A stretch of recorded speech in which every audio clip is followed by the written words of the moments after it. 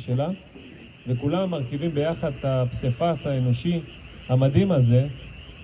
אני אומר של טייסת תעופה, אבל בפועל זה של מערך האגנה, כן, יש איתנו אנשים טייסת תחזוקה, וזה שממש חלק מאיתנו.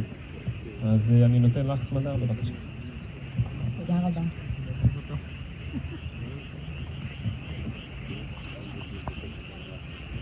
ערב טוב לכולם. הוזמנתי לכאן כדי לספר לכם את הסיפור האישי שלי במלחמה זו, כתושבת העיר שדרות, בעודי משרתת פעילה במילואים. בשנת 2009 עברתי עם משפחתי ממושב ברוש לעיר שדרות.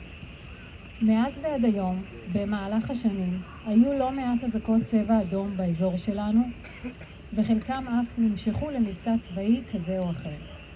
בשירותי הסדיר שירתתי כמפקדת וכלוחמת בסוללת פטריוט, ומאז שחרורי מהצבא אני משרתת במילואים.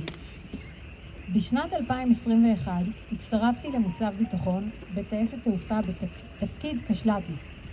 בכל מבצע שהחל מאז, אשר כלל גם ירי לעיר שדרות בין היתר, החלטתי לקחת חלק משמעותי ולהגיע מיד למילואים במוצב, ולהשאיר את 3 ילדיי אצל משפחתי. ביום שבת בבוקר, 7 באוקטובר, שמחת תורה, התעוררנו בשעה 6:29 לצבע אדום, למטח שלא נגמר, ומיד הבנו שזה לא עוד סבב שגרתי.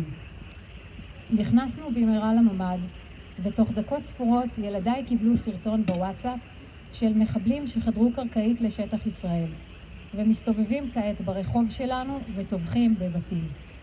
תוך כדי כך קיבלתי הודעה שעליי להתייצב למילואים.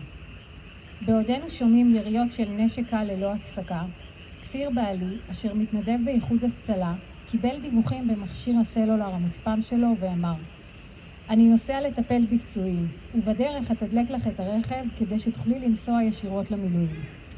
אני נשארתי עם 3 ילדינו בממ"ד, וכפיר יצא. כאשר כפיר הגיע לתחנת הדלק, הוא שמע שיש פצוע ירי בסביבתו. הוא מיד רץ לטפל בו. בעוד הרכב בתדלוק והמחבלים אורבים לתחנה. ניתן לראות ממצלמות האבטחה את המחבלים פושטים על הרכב שלנו עם נשקים שלופים ומחפשים תחמושת או אמצעים צבאיים אחרים. לבסוף לקחו את הסלולר המוצפן של כפיר. כפיר לקח את הפצוע שטיפל בו אל תוך החנות של תחנת הדלק, והמחבלים ניסו להיכנס מיד אחריו ביריות על הדלת ובניסיונות פריצה ללא הצלחה. מאוחר יותר, כוחות צבא ומשטרה הגיעו למקום וניהלו קרבות ירי מול המחבלים. בכל הזמן הזה, אני וילדיי בממ"ד ללא יכולת לתקשר עם כפיר ולדעת מה מצבו, ואני ממהרת לצאת למילואים. למרות שמפקד המוצב הודיע לי שאוכל להגיע מאוחר יותר לאור המצב שהיה בעיר שדרות.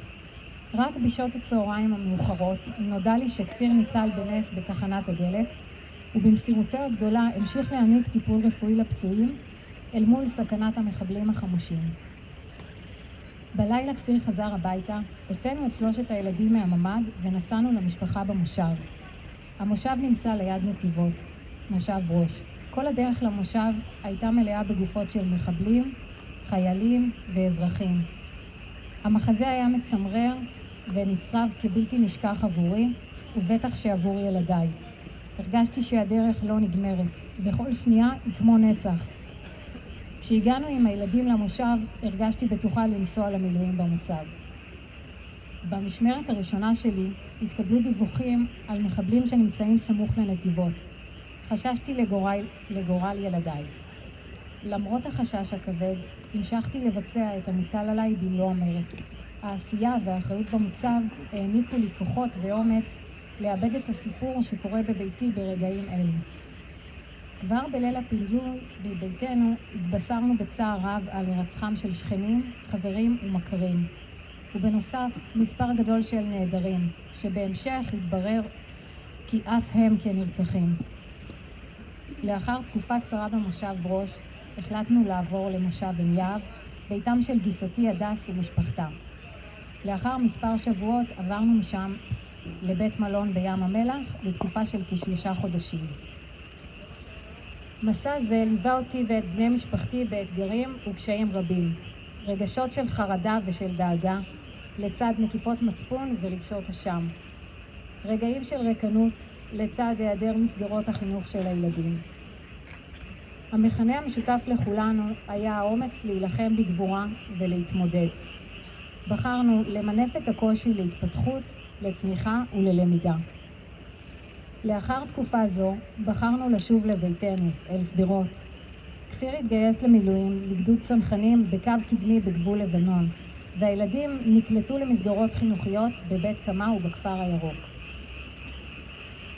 אני המשכתי בשירות המילואים, וככל שהזמן חלף, שמתי לב שהרגשות שהציפו אותי בעבר התחלפו בתחושות חדשות של מחויבות, אחריות, הקרבה ומסירות.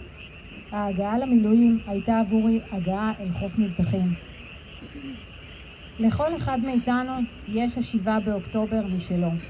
כולנו חווינו אותו כך או אחרת, והגענו לשרת במילואים או בסדיר, בטייסת במשימותיה השונות.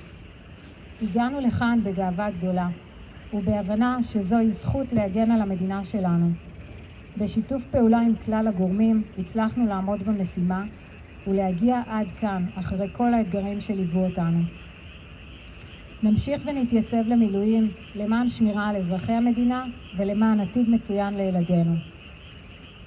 אני רוצה לנצל את המעמד ולהודות למספר גורמים. הראשון, מפקד גף ביטחון, ארז דרור. תודה על התמיכה ועל הגיבוי, על ההבנה והסבלנות לצרכים שלי ושל משפחתי. לחבריי למוצב ביטחון ולאנשי מגידו על התמיכה וההדדיות הגדולה במוצב. לנורית וסמי, ההורים של בעלי, על הגיבוי המשפחתי והטיפול בילדים שלי בזמן שירותי במילואים. לכפיר בעלי, על הגיבוי העצום שאתה נותן לי בכל המשימות שאני לוקחת. לילדיי, סגי, גפן ויפתח, אתם הגיבורים שלי, נחושים, אמיצים, אמיתיים. ולכל חבריי, החברים והחברות מטייסת תעופה, שתמשיכו להיות מאוחדים. תודה על כל הרגעים היפים והמשותפים מלאי החוויות. לסיום, למדתי מטייסת תעופה מהי לכידות, אכפתיות ושותפות, אשר גרמו לנו לעבור ביחד את האתגרים הרבים איתם התמודדנו. שיתוף הפעולה בין אנשי המילואים לסדירים, באמצעות הגמישות המחשבתית והניסיון, אפשרו לנו יחד לצלוח את המשימה. תודה רבה.